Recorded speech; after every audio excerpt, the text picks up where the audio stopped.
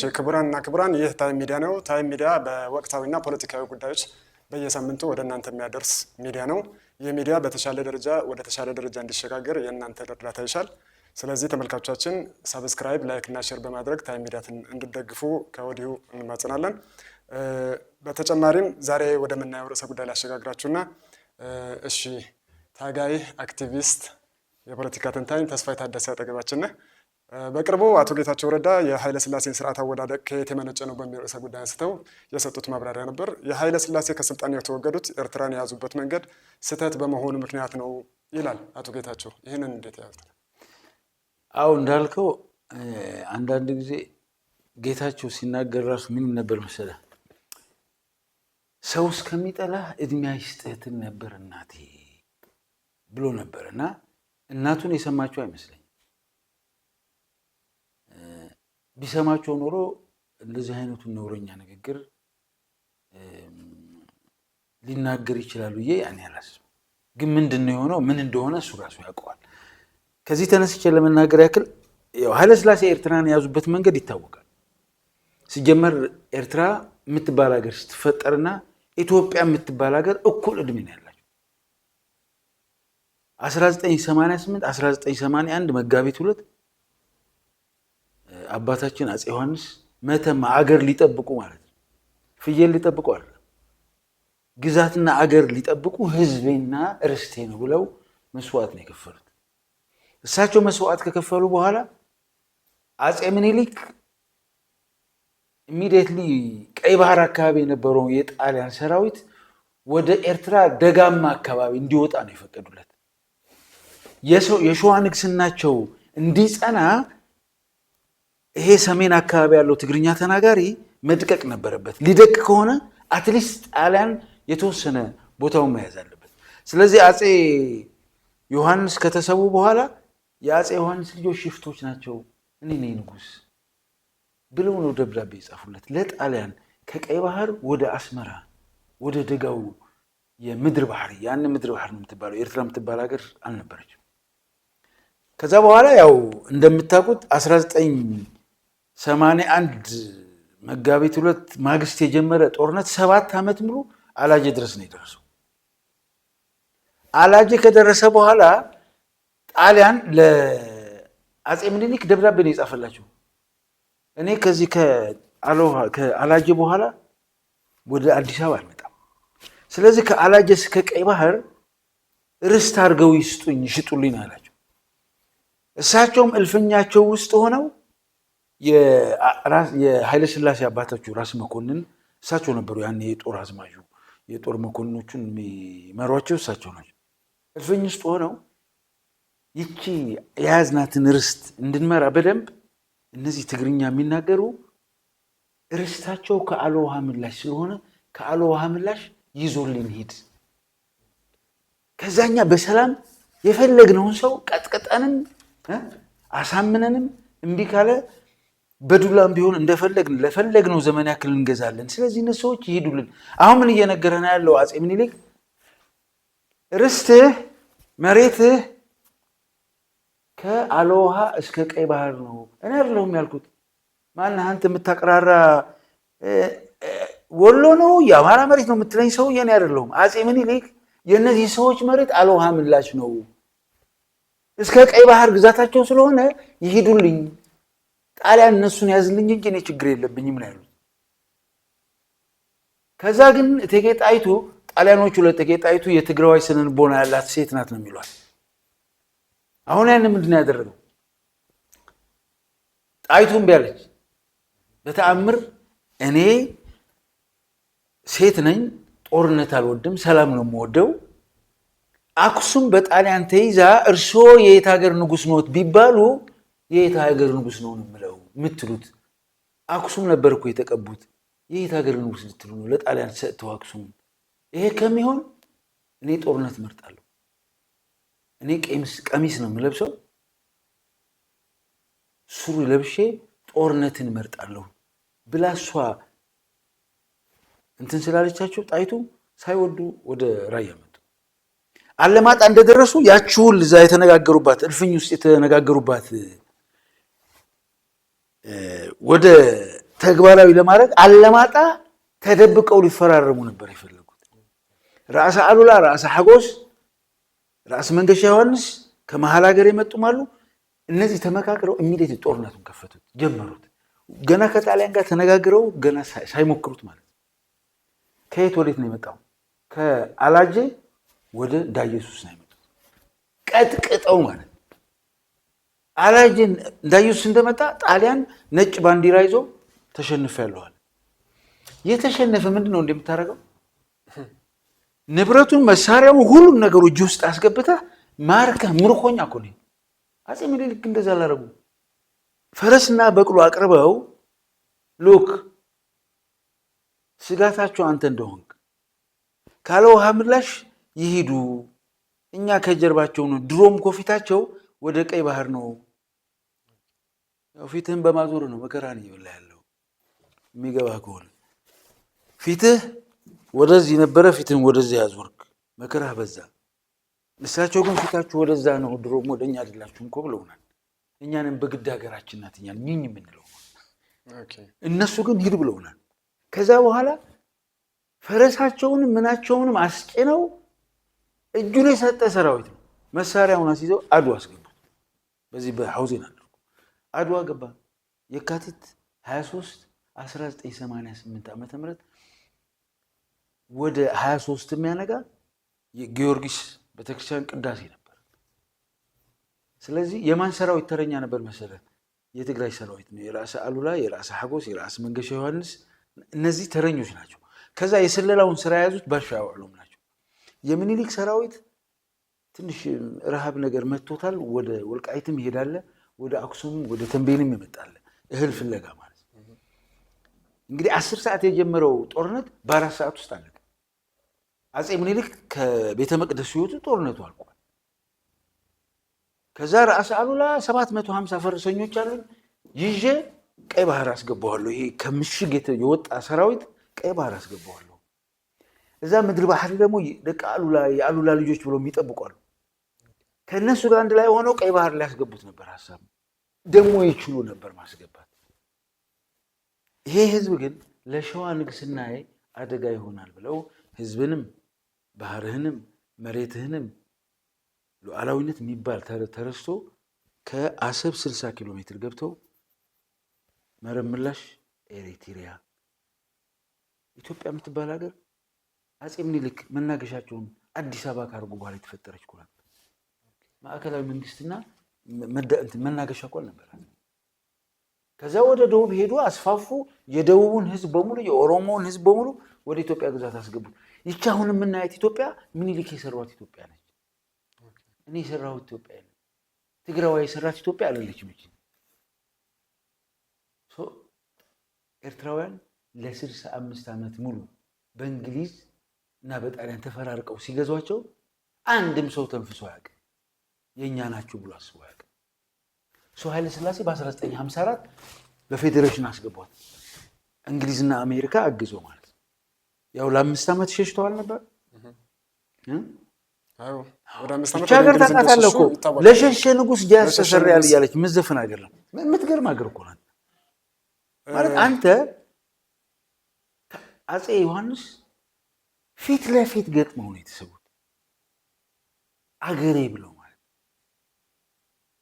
አፄ ኃይለ ሥላሴ 1928 ጣሊያን እንደገባ ከማጮው ሸሹ፣ እንግሊዝ ገቡ። 5 ዓመት ትተው ነው ሄዱ። ከ5 ዓመት በኋላ በ1933 ተመለሱ።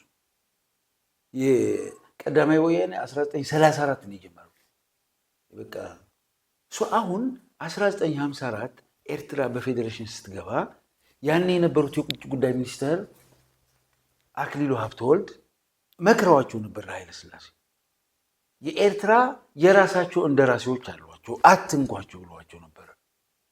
ኤርትራ 1954 ነው የገባችው። ኃይለ ሥላሴ ከ12 ዓመት በኋላ እኮ ነው የወደቁት። 1954 ኤርትራ ገባች። እሳቸው በ1960 ምናምን 66 አካባቢ ከስልጣን ወረዱ። አሁን ኤርትራውያን ፌዴሬሽን ከፈረሰባቸው በኋላ እነ እንድሪስ አዋተ ግብፅ ሄደው ኤርትራ አገር መሆን ያለባት፣ ምክንያቱም ፌዴሬሽናችን ፈርሷል። በፌዴሬሽን ነው የገባችው፣ ልትነካካት አትችልም። የራሷ መሪዎች አሏት፣ የራሷ እንደራሴዎች ነበሯት፣ የራሷ ህገ መንግስት ነበራት። ሁሉን ነገር በአንድ ዓመት ውስጥ አፈረሱ። ኢሚዲየትሊ ጆብሃ ኤርትራ አገር መሆን አለባት ብሎ ህወሓት ከመውጣቷ በደበረሃ ከ13 ዓመት በፊት ወጣ። ኤርትራ አገር መሆን አለባት። ለምን? አያያዛቸው ስላላማረ። ልክ ነው። ግን ኃይለ ሥላሴ የኤርትራ አያያዛቸው ብቻ ስላላማረ ነው የወደቁት። 44 ዓመት ሙሉ የኢትዮጵያ ህዝብ እንደ ኃይለ ሥላሴ አፈር ድሜ አብርቶ የገዛ እኮ የለም። በተለይ አርሶ አደሩ። ኤርትራውያንም በኃይለ ሥላሴ ግዛት ውስጥ በነበረበት ጊዜ ለነፃነታቸው ያደረገውትን ትግልም በዛው ደብቀውታል። ኦልሬዲ የኃይለ ሥላሴ አያያዝ ብቻ አስመስለው ነው ያቀረቡት።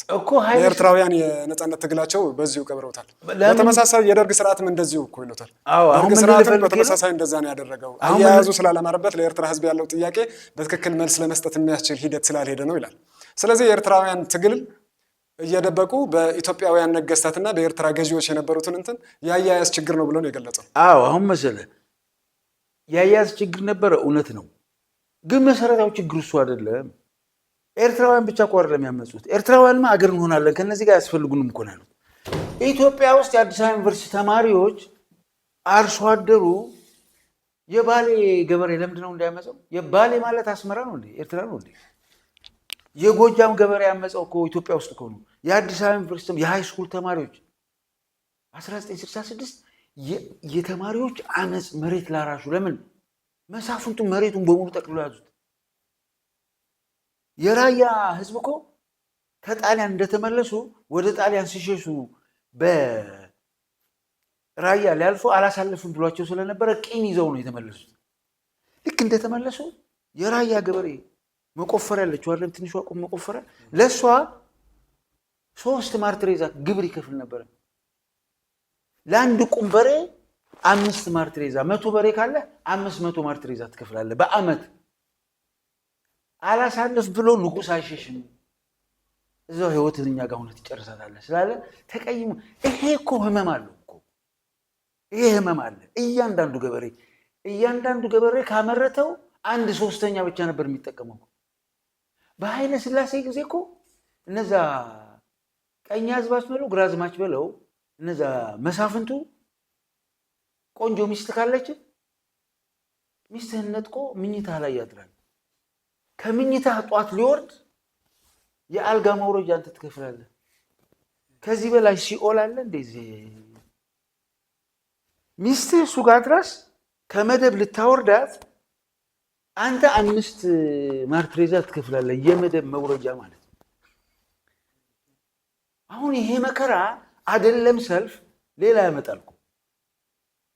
ኃይለ ሥላሴ ከመሳፍንት ልጆች ውጭ ለየትኛውም የአርሶ አደር ልጅ ትምህርት አይፈቅዱም። የአርሶ አደር ልጅ ከ4ኛ ክፍል በላይ አይማርም። እሱም ደህና ቤተሰብ ካለው ማለት ነው። ዩኒቨርሲቲ የሚገባው ሃይስኩል የሚገባው የሀብታም ልጅ ነው። በኃይለ ሥላሴ ጊዜ አፄ ዮሐንስ መቀለ 60 በአቬሬጅ ካላመጣ ከ8ኛ ክፍል ወደ 9ኛ ክፍል አታልፍም። ደሴ ግን 50 ካመጣ ታልፋለህ። 50 ካመጣ ታልፋለህ። ብዙዎቹ የትግራይ ልጆች ጎንደርና ደሴ ነበር ሄደው 8ኛ ክፍል የሚፈተነው። ለምን? እዚህ ስትሰማ አንተ ወደ ትምህርት እንድትገባ አይፈቀድልህም። ልትገባ ከሆነ 60 ማምጣት አለብህ ትግራዋይ። ሌላው ግን 50 ነው የሚፈቀድለት። እሱማ በታሪክ የቆየ ነገርም አለን እኮ። ጠቅላይ ሚኒስትር መለስ ዜናዊ የዊንጌት ትምህርት ቤት አሸናፊ ሆኖ ሲሄድም እኮ ከትግራይ ከሄዱት ከፍተኛ ማርክ ይዘው ከሄዱት ተማሪዎች አንዱ ነበረ። ሰሌክት የተደረጉት በእንደዚህ አይነት ከትግራይ ተወላጆች በአጋጣሚ ያግዞ የሆነ ብርቅ ልጆች ካላገኘ በስተቀር ሁሉንም ነገር ትሪት የሚደረግበት ነገር አይቻልም። ኃይለ ሥላሴ እንደመጡ 43 ትምህርት ቤት የትግራይ ነው የዘጉት። ከዛ ምን ለማለት ፈልጌ ነው፣ የፌዴሬሽኑ ማፍረሳቸው ከኤርትራ ጋር ያጋጫቸው አንድ ጉዳይ ነው። ለስልጣናቸው መውደቅ ግን ነው። ለስልጣናቸው መውደቅ አስብ፣ ጆብሃ አልተጠናከረም። ኃይለ ሥላሴ ኤርትራ መሬት ላይ 12 ዓመት ነች የነበረችው ጊዜ። እሷ ላይ ብዙም ሌላ አማጺ ስላልነበረ የጆባሃ ጉዳይ ለኃይለ ሥላሴ ራስ ምታት አይደለም። ለኃይለ ሥላሴ ራስ ምታት የነበረው የውስጥ ችግራቸው ነው ዋናው። እሳቸው ሰማይ አይታረስ ንጉሥ አይከሰስ የሚል ህገ መንግስታቸው ነው መከራ የዚች ሀገር የነበረው። የመውደቃቸው ምክንያትም እሱ ነው። ትልቁ መሰረታዊ ችግራቸው አገራቸው ውስጥ ያለውን አርሶ አደር እንዲህ በዶዘር እኮ ነበር የአርሶ አደር ቤት የሚያፈርሱ።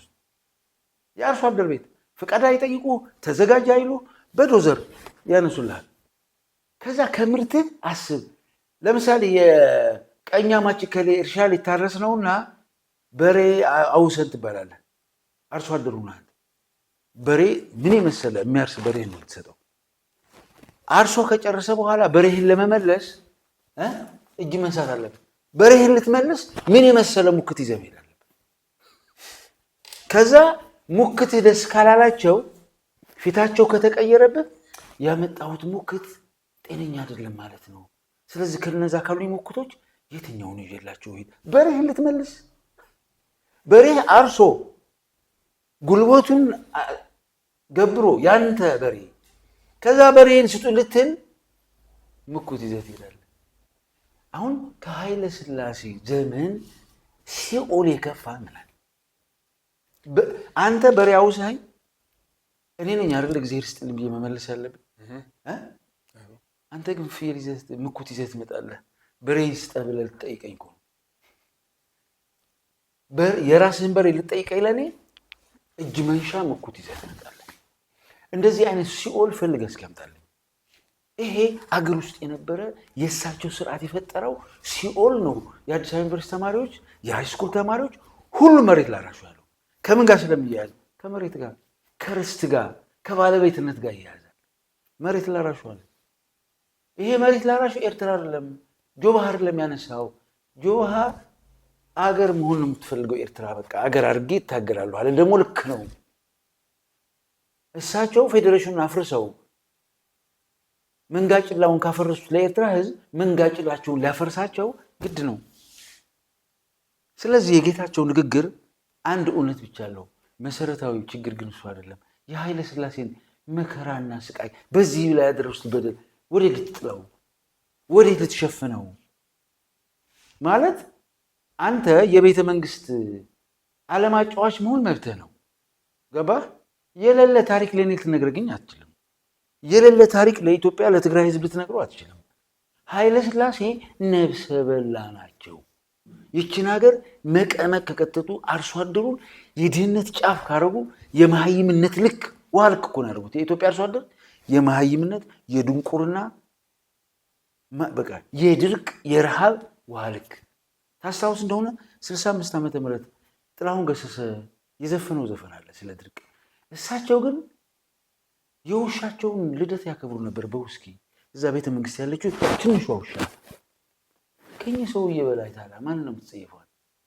አርሶ አደር ያ የዚች ሀገር የጀርባ አጥንት የሆነ አርሶ አደር በረሃብ እየተለበለበ የእሳቸው አንዲት ተራ ውሻ በውስኪና በኬክ ልደቷ ሲከበር ይሄ ህዝብ ከዚች ውሻ አይሻልም እኮ ነው አይደል?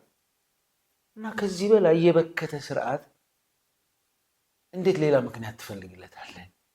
ለማን ልትሰጠው ፈልገህ ነው? ይሄ ሁሉ ጉድ የአብይ አህመድን ጄኖሳይድ ለማጠብ የእግረ መንገድ የኃይለ ሥላሴንም የደርግንም ልታጠብ ፈልገህ ነው? በደርግም እንዳልከው የደርግን ለማየት እንሞክር። አሁን ደርግ መሬት ላራሹ አይደለ ያለው ወጣቱ ምን አደረገ? ኢሚዲየትሊ የራሱ ኮሚቴ የደርግ ኮሚቴ የሚባል ነበር ከወታደሮች የተመራረጠ።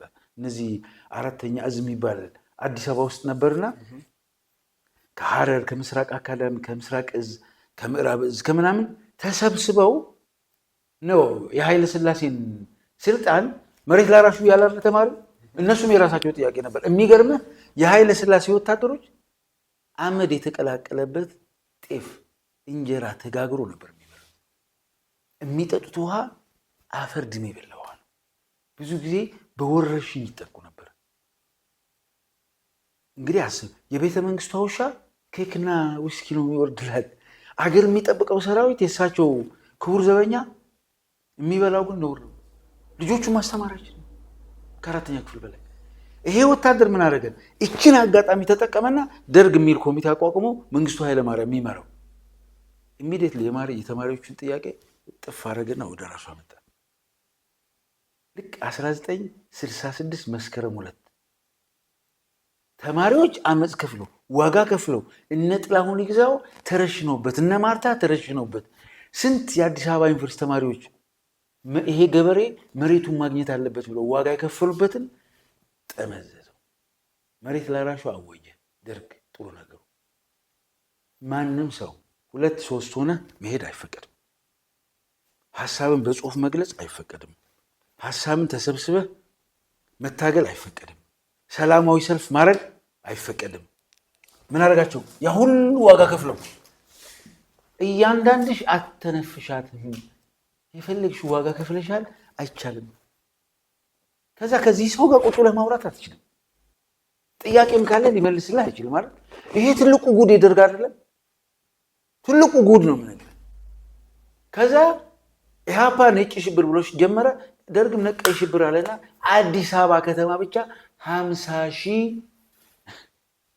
የአዲስ አበባ ወጣቶች በቀይ ሽብር ላፍ አድርጓቸዋል። ደርግ ሬሳ ይደፋና ሬሳን ይሸጠዋል። የደርግ ወታደሮች ሬሳ ይሸጡ ነበር። ሬሳ ገለው 4-5 ቀን አስፋልት ላይ ትዘረጋለህ። ከዛ ጉርሻ ከፍለው ነው ሬሳውን ማንሳት የሚሻለው። አንዲት የጉራጌ እናት ተራሮችን ያንቀጠቀጠ ትውልድ ቅጽ 5 ላይ መሰለኝ ጉራጌ ናት። ልጇ ተረሽኖ ሄዳ እንደተረሽና አይተዋለች። እሺ ሬሳውን ልውሰድ ትለዋለች ለወታደሩ። ነው ልትወስጂ ከሆነ ማታ 4 ሰዓት ነው ያላት፣ ከምሽቱ 4 ሰዓት። ከዛ ምን ይዛ መምጣት እንዳለባት ነግሯታል። ያ የይዛው የመጣችውን ገንዘብ የተባለችውን ገንዘብ ይዛ መጣች።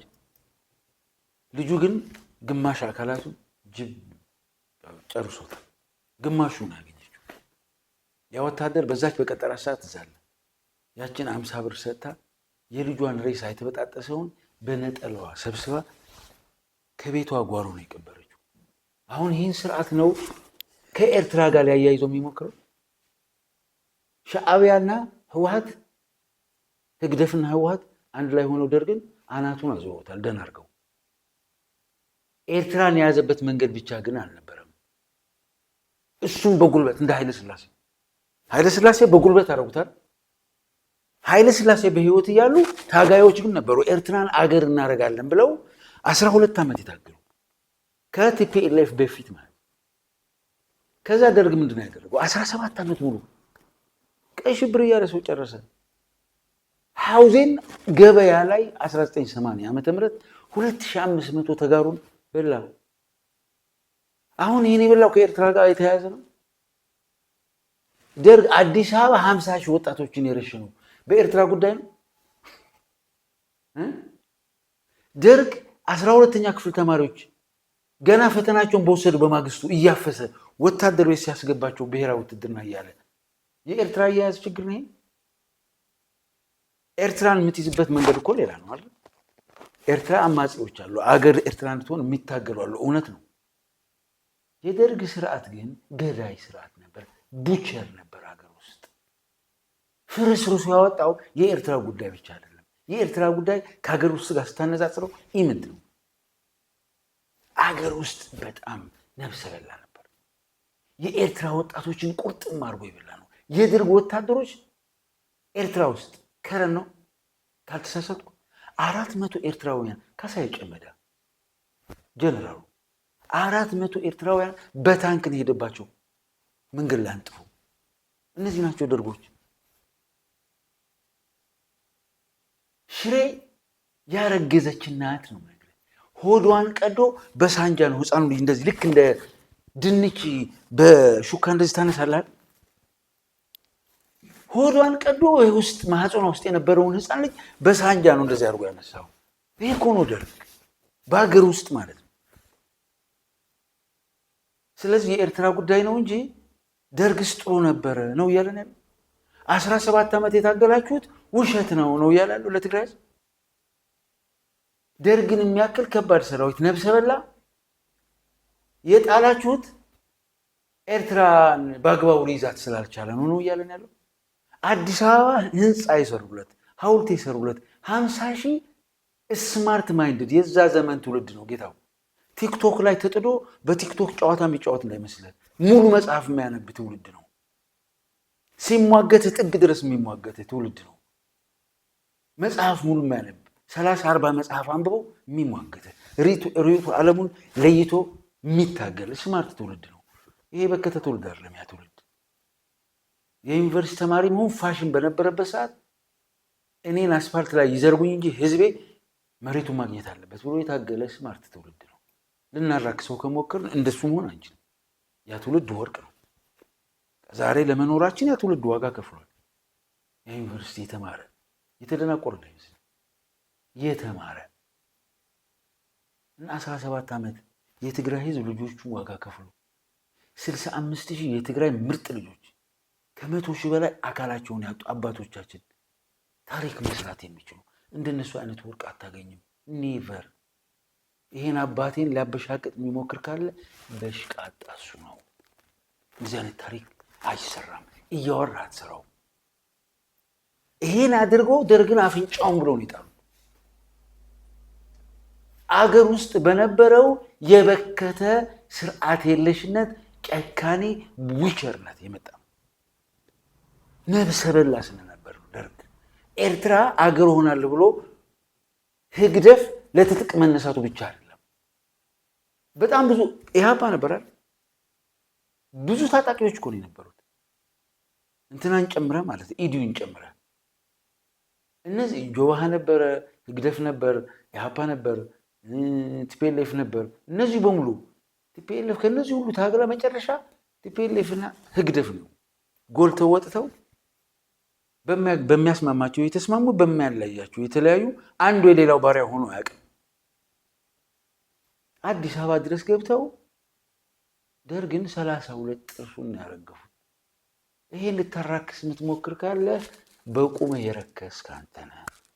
ምክንያቱም ይሄ ህዝብ 1983 ሲገባ የየትኛው የድህነት ወለል ላይ እንደነበረ የየትኛው የዲሞክራሲ ጦት ላይ እንደነበረ አገር እንዳገር የድህነት ተምሳሌት እንደነበረች መጽሐፍ ገንጠል አድርጎ ማየት ነው። በ27 ዓመቱ አስብ። ኃይለ ሥላሴ በጉልበት ሞከሩ። የኤርትራ ትግል ግን አልቆመም። ደርግ ሞከረ፣ አላስቆመውም። ታዲያ ወደዚህ እኮ አሁን ያለኝ ጥያቄ ምንድነው፣ ኃይለ ሥላሴ በውስጥ የነበረ ለኤርትራ ለሀገር ውስጥ የማይበጁ መሪ እንደነበሩ በሰፊው አብራርተህልናል። በተጨማሪም ደርግ ለነበረው ገመናውን ሸፍኖ ነበር ያቀረበው ጌታቸው። በውጭ ጉዳይ እንበለው ወይ እንደ ሀገር ጉዳይ እንበለው ይህን ችግር ነበረባቸው ብሎ ነው ያቀረበውና አሁን የተረዳሁት ምንድነው እነዚህ ገዢዎች አሊያም እነዚህ መሪዎች በውስጥም ያን ያህል እንደ መሪነት ሚና ለህዝብ የማይበጁ በመኖራቸው ነው የተረዳሁትና እንደዚህ ከሆነ ኃይለ ሥላሴም ደርግም በነበራቸው አያያዝ ብቻ ሳይሆን በነበራቸው ጭካኔም ወድቋል። ኢህአዴግ ስርዓት መጣ። የኢህአዴግ ስርዓት የኤርትራ የነበረበት አያያዝና እንዴት ከኤርትራ ጋር ዞሮ ወደ ጦርነትም የተገባበት ሁኔታ አለ። ይሄስ እንዴት ታየዋለህ? ኢህአዴግስ እንዴት ማድረግ አያያዙ እንዴት ስለሆነ ነው ብለህ እሱን አብራርተህ የተሻለ እንትን እንድትሰጥ ነው። ኦኬ፣ አሁን እዚህ ጋር አንድ ነገር ማየት ያስፈልጋል። አሁን ደርግ ሲወድቅ 1983 በቃ በትግል ማንም ሬት ሊጥሙ ይችላል። አሁን የቤተ መንግስት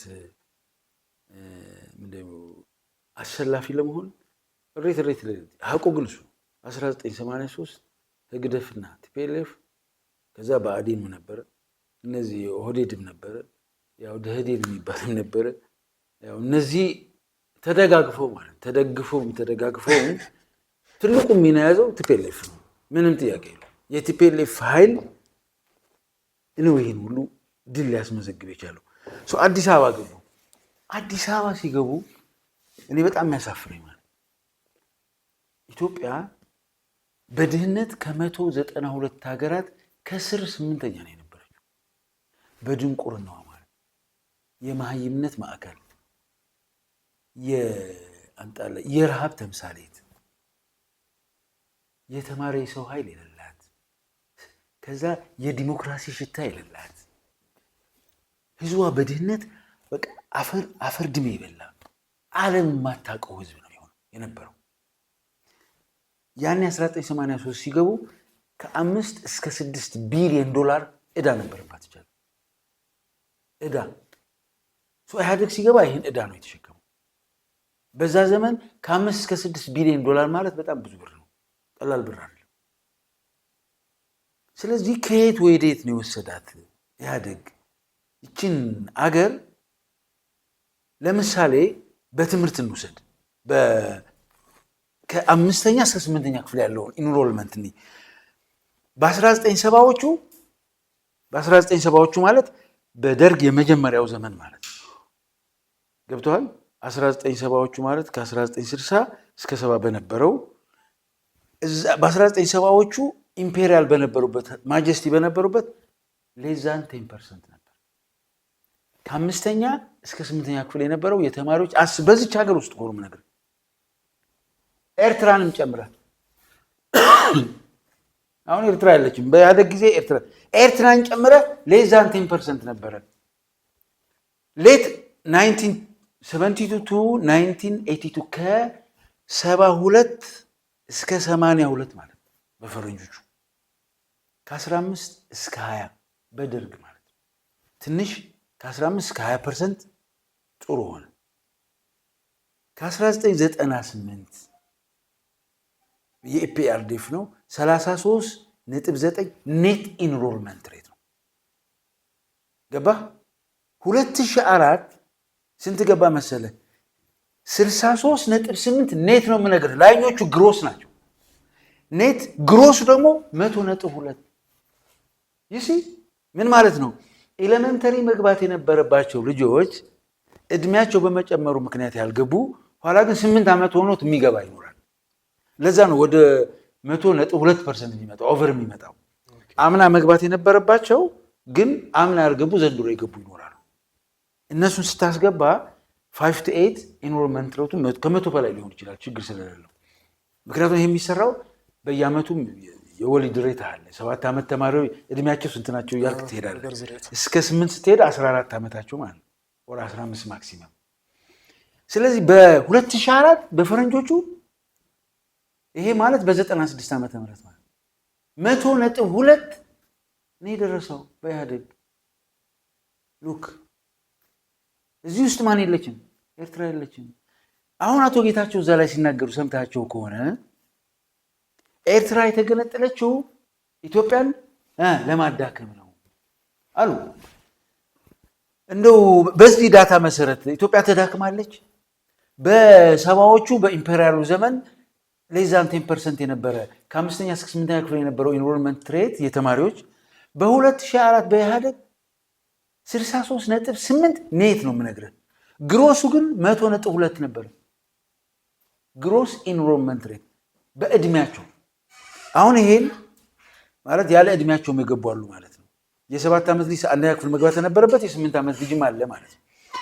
ይሄን ከወሰድ አሁን እዚህ ላይ ኢትዮጵያ ተዳከመች ነው እያለ ያለው። በትምህርት እንኳን በኢንሮልመንት ሬት ከ10% በታች የነበረው ወዴት ሄዷል? ግሮሱ 100.2። ይሄ ዝም ብለህ የሆነ ቦታ ላይ ተስፋ የታደሰ ሚዲያ ላይ ተጥጄ ስለለፈለፉ ማመጣው አይደለም። ሰዎች ጀግኖች ሌሊትና ቀን ሰርቶ ነው ያመጡት። ኤርትራ በመሄዷ ሪሊ ኢትዮጵያ ተዳከመች ወይ? ኢትዮጵያን ለማዳከም ከሆነ ኤርትራ የተገነጠለችው ከደርግ በባሰ ኢትዮጵያ መዳከም ነበረባት አይደለ? ግን ተዳከመች በትምህርት ብቻ ባሳየ። ሌላ ልንገርህ፣ ሰከንዳሪ ስኩል ብትወስድ ሬሾ ነው ኤርሊ 17 ሌዛን 5% ነበር። በደርግ ጊዜ ከ10 እስከ 12% ነበር። በ1982 ኤግዛክትሊ 12% ነበር። 2004 36.2% ነው የደረሰው። ሬሾ ነው የምነግርህ ከ9ኛ እስከ 10ኛ ክፍል። ከዛ 2008 በፈረንጆቹ 33.9 እስከ 34.9 ደረሰ። አስበው ከ5% በታች የነበረ በኢምፔሪያሉ ጊዜ፣ በደርግ ጊዜ 12% የነበረ አንተ 35% ነው ያደረስከው። ኤርትራ እዚህ ውስጥ የለችም። ላኛው ደርግም ኃይለ ሥላሴ ማወራ ኤርትራን አስገብቼ ነው። ኤርትራ ያኔ ባትኖር ከዛ በታች ነበር የሚወርደው። ሌላ ላሳይህ።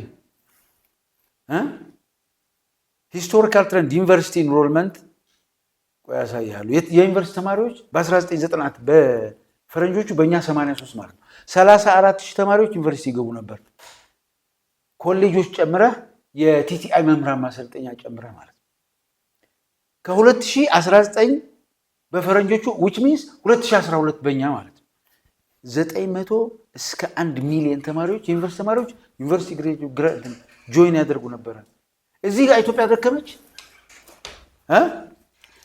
የዩኒቨርሲቲ ብዛት ልንገርህ፣ በኃይለ ሥላሴ ጊዜ አንድ ዩኒቨርሲቲ ነበር፣ በደርግ 2 ሀሮማያና አዲስ አበባ ዩኒቨርሲቲ በ2020 በፈረንጆቹ በእኛ 2012 ማለት ነው። ኢትዮጵያ 50 ዩኒቨርሲቲ ነበራት የግልና የመንግስት። እዚህ ኢትዮጵያ ተዳከመች።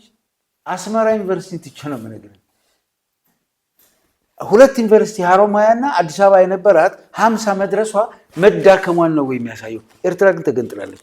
አስብ፣ ኤርትራ ሳትገነጠል ኢትዮጵያ 1 ዩኒቨርሲቲ ነበራት፣ ማክሲመም 2 ነበራት። አዲስ አበባ ዩኒቨርሲቲና ሀሮማያ አስመራ ዩኒቨርሲቲ። ኋላ ነው ሀሮማያ የጨመረው። ሶ ኤርትራ አገር ሆና ኢትዮጵያ ላንድ ሎክድ ሆና 50 ዩኒቨርሲቲ መስራት መዳከም ነው ወይ? አየህ፣ አእምሮ ካልዛገ በስተቀር መገረድ ካልፈለክ በስተቀር የቤተ መንግስት አዝማሪ የሆነ ፍርፋሪ መብላት ካልፈለክ በስተቀር በዚህ ልክ ልትደመድም አትችልም።